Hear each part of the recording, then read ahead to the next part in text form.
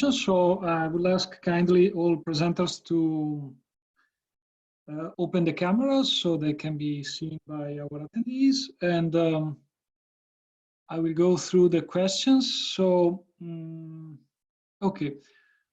There are a couple of questions for Jean. So, are the households characteristics the same between the two cities? What explains the higher heating demand in Quebec? Well, actually, in Quebec City, the city in the south of Canada, the heating demand was quite smaller than the heating demand of the building in Quebec by a factor, I think, like five times less heating demand in Quebec City than in Quebec. As for the household characteristic, if I recall correctly, they're mostly the same in terms of insulation, wall insulation, and efficiency in the HVAC system. So both buildings try to achieve high energy performance. Of course, it's harder in the Quebec and in Nunavik to get lower heating demand, but from what I recall, I don't have the list of both household characteristics. They're quite similar. Okay, so there is another question for you. Yeah. Recognizing that the domestic hot water and window opening differences you are observing between Quebec and Quebec City are based on a small preliminary sample, what do you think might account for them if they told for the larger sample? For example, differences in comfort preferences or typical behaviors? Very long question, so. Yeah, I think that the difference in cultural preference and typical behavior can explain such difference. I think if you in the literature, we already see that there are differences in behavior from a country to another. So, Inuit people in the north can act differently than people in the south of Canada. Now, as I said, we are planning to convey interview workshop to get a better understanding of the typical behavior of Inuit people. And we already did some similar activities with our building from Quebec City. So we could compare maybe the result of the workshop from people in the north and people in the south to see if the difference in occupant behavior can be explained by difference in comfort performance. Okay. We have a question for Alan. How do you overcome the privacy when you use normal camera to detect human term of comfort? I'll try to see if I can interpret the question. I feel like the question might be the different modalities of data that are being collected through the webcam. So as I think the question might have hinted at, when you collect webcam data, you don't just collect, somebody's facial information. You collect information about the surrounding environments as well, like lighting, and then you could use, for instance, video amplification even to potentially get someone's heart rate information. So the way that we're treating that right now is any additional processing that is being done on a video will be counted as a virtual device. So the information that we gather about videos, we don't share with anybody. But let's say if you want to do some post-processing to collect thermal information or collect affective state or even let's say productivity status, then that's how we'll treat it. So it'll be counted as a virtual device inside the system. I hope that answers the question. Okay. We have a couple of questions for Victoria. So the first one was related to a previous one. So it was related to set points. So if I interpret correctly, so were you able to normalize the impact of energy use with respect to these set points or changes of set points? Because the temperature seems very high, so probably they have been playing a little bit and rising. But in reality, the temperature did not change much in the before and after. People want to live in this 25-degree paradise all year long, whether it's winter or summer. They spend a lot, as you would expect, they spend a lot of time in their houses, and they want to have the these temperatures. And we have not done any remote control, even though these valves allow to, for example, set minimums or maximums remotely, to give control the valve remotely. We have not done any of this. At the moment, we are only observing, and potentially we can implement different strategies of control, starting with the common areas and then going to flats where people should not be allowed. So somebody who is senile and so they won't be turning on and off, we can control them remotely. So that's one of the things that we are looking to do. Okay, and then there is another question. When you adapted the new valve with blue and red arrows, did the digital interface remain or was it changed?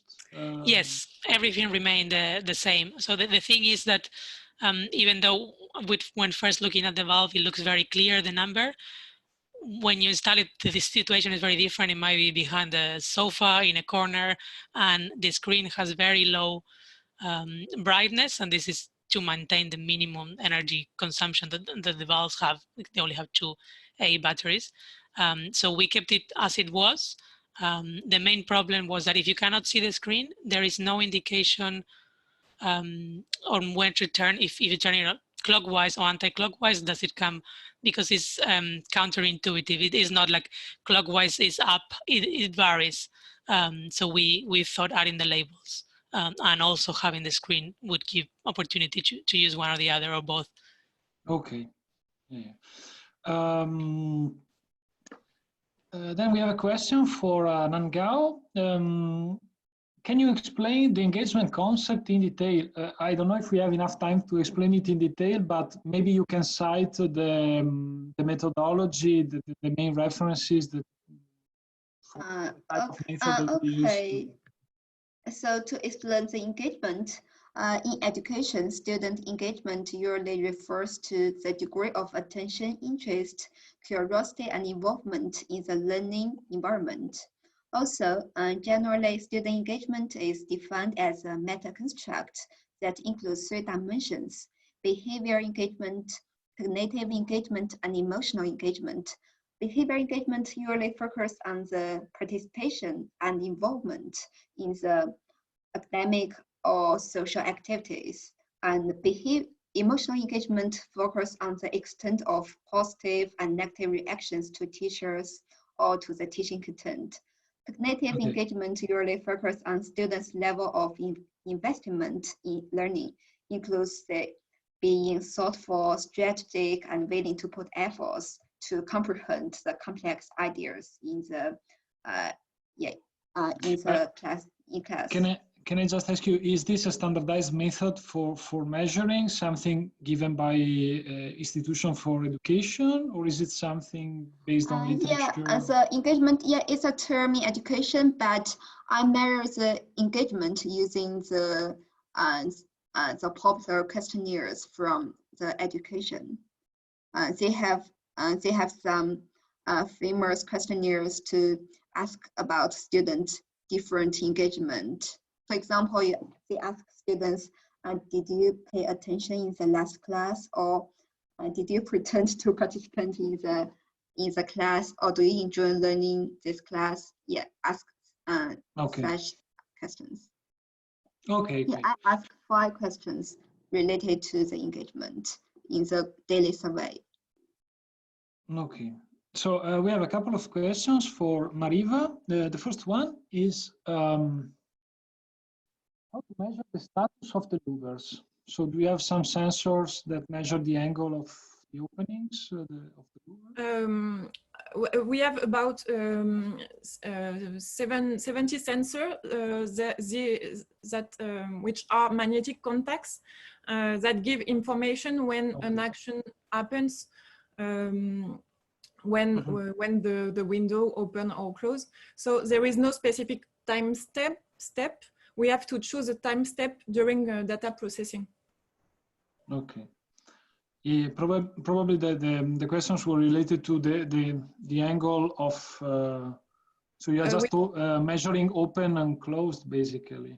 Yes, only open or closed. We don't take into account the angle. Okay, we'll jump to the other question. So mixed mode cooling would seem particularly valuable in hotels in locations like Réunion. What does your academic building study suggest for hotels and their occupants? So are there any conclusions that can be taken? Good question. At the moment, I don't know, and I don't have any example of hotel operating in mixed modes. We don't study hotel with this study, but we need to be able to collect data to observe, to see how they work.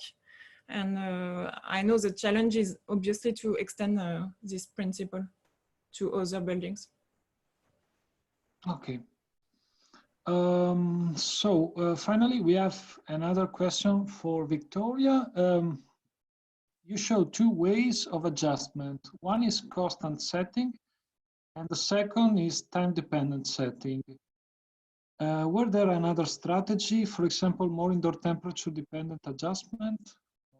Yes, well, this is something that we haven't done yet, but we are looking into doing.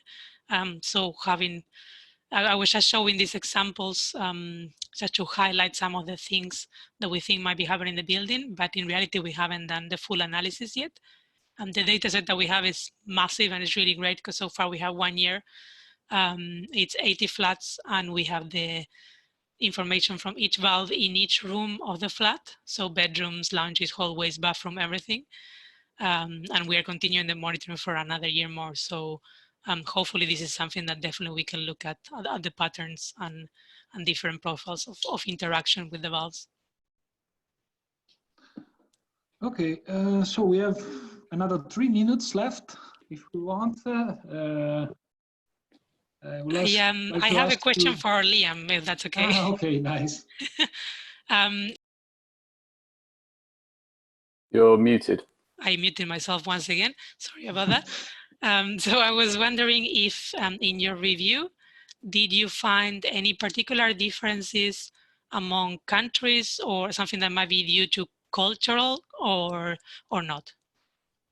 Definitely. So the big one that was kind of eye-opening for me is one study did a comparison between Japan and the US and found that in Japan, rooms are heated and cooled one by one.